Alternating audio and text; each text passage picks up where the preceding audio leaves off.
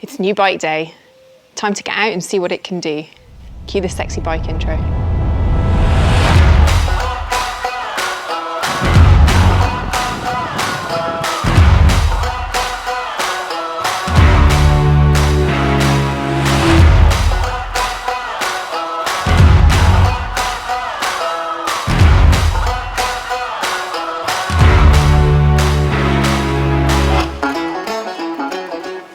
So I'm just doing some minor adjustments on the front end here.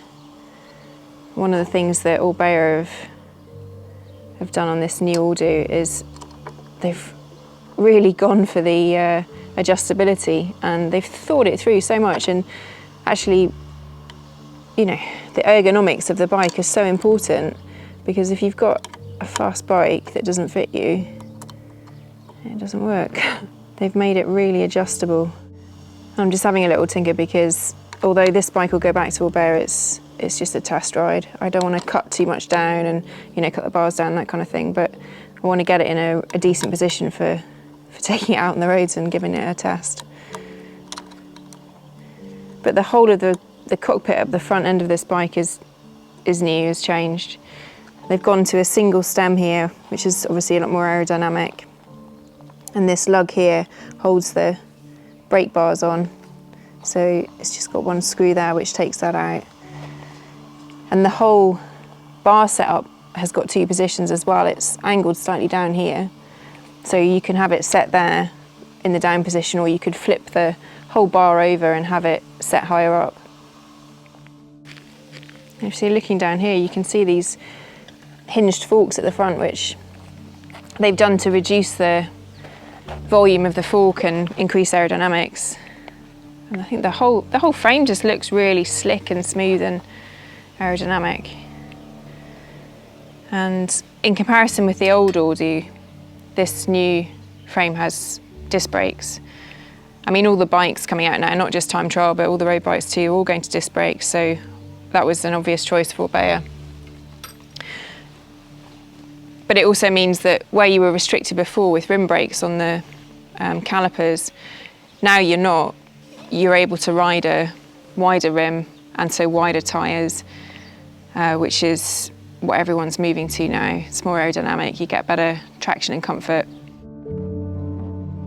This is not just a triathlon bike, and in the same way as the old Audi was, this is a UCI legal bike, so it can be ridden in the Tour, it can be ridden by time trialists, it's not just made for triathlon. So you've got a 500ml water bottle, which doesn't sound like a lot, but for me actually that's going to be really useful because it's so aerodynamic. I can have two of those. On a supported race I can just swap them in and out with my crew and always have that 500ml in the middle there, and you've actually got a see-through line on the back so you can see how much you've drunk as well, which is perfect.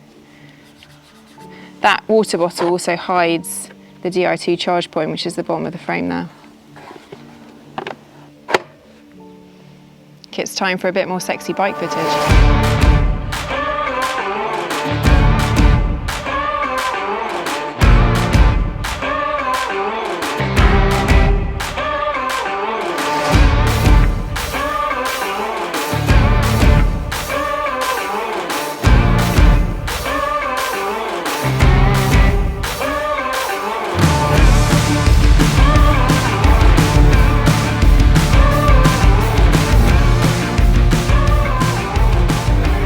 Can I make a joke?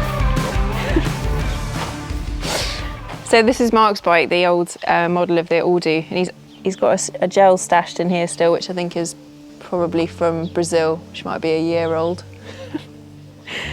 But just to compare the spares on the back, because this was where it used to be mounted, which is nice and aerodynamic, but it was a bit of a pain because Mark's taken the zip pouch off, but it comes with an Orbea zip pouch, and the zip comes round like this, and it's just a bit hard to get into. So I just want to compare to the new spares pouch.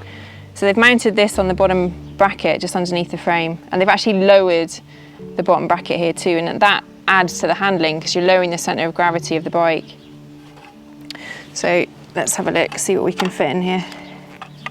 Most people will be riding tubeless tyres now with sealant, but it's always useful to take some gas and an inner tube with you, so you've got that option if you have a major blowout.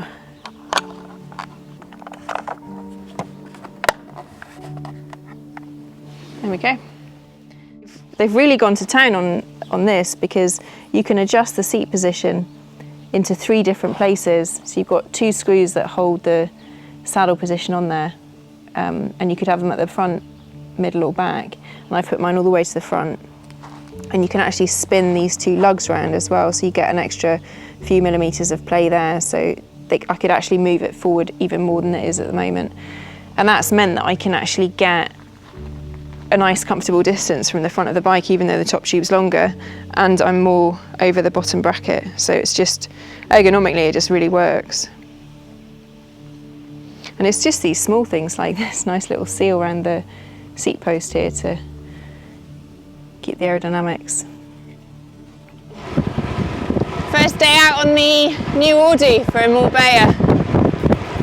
It's taken them quite a few years to get around to pushing another frame out, but they've really gone for it.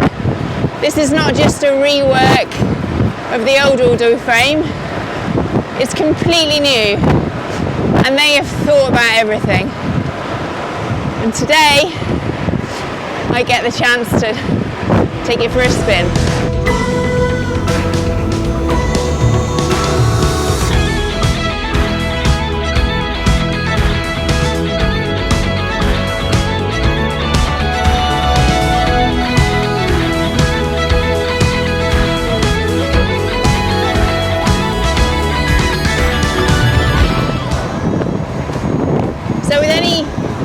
Trial bike, the manufacturers are always struggling with the trio of stiffness, weight and aerodynamics. And obviously, the lighter you try to make the frame, the more aerodynamic you try to make it, the less stiffness you get, because you have to put less carbon in. So what Orbea did with this bike was say, right, we're not going to cut any corners, we're going to get the best carbon fibre manufacturing we can get, and we're going to really put countless hours into making that trio work. But there is no point in having a fancy frame if it doesn't fit the rider. So they wanted to make sure the handling and the ergonomics of the bike were also the best they could possibly be. So I really like the way the drops on this have got rubber covers on them. You don't need to have any bar tape there, because that's always a pain. And you come out of the swim, you've got wet hands and you're trying to get up to speed and you've got hands slipping all over the place. It's really nice to have that. It feels really comfortable.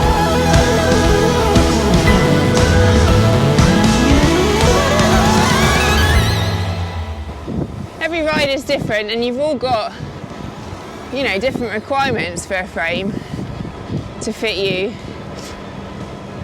And quite often, I've had TT bikes in the past where you just don't get the adjustability, and you can't get into a position that's both comfortable and aerodynamic. And Orbea realised that. They've got 4 frame sizes this time as well, which gives you more options. So it's the attention to detail, it's the little things like this water bottle that adds to the aerodynamics of the frame, sits nice and low down in the bottom of the frame there. For a long course they'd probably add some water bottles behind the seat as you would on other TT bikes, but it's nice to have that bottle there.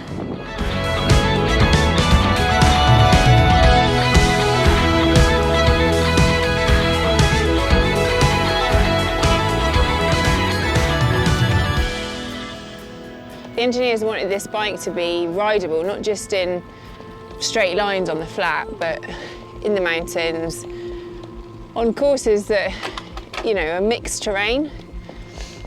So this is not a bike that's just been made for triathlon, it's for riding, and you can really feel it. The handling is, yeah, it handles like a bike. One of the best things about this model of the Ordu is that it's got disc brakes, and I've ridden disc brakes on my road bike for a few years, and it's so nice to have the option on the TT now. You don't have to worry about braking on wet roads and gravel on carbon rims. And for someone like me doing lots of courses like this in the mountains, you need that response from the brakes. You need to know it's going to be reliable, and you don't have to think twice about the conditions and your braking power.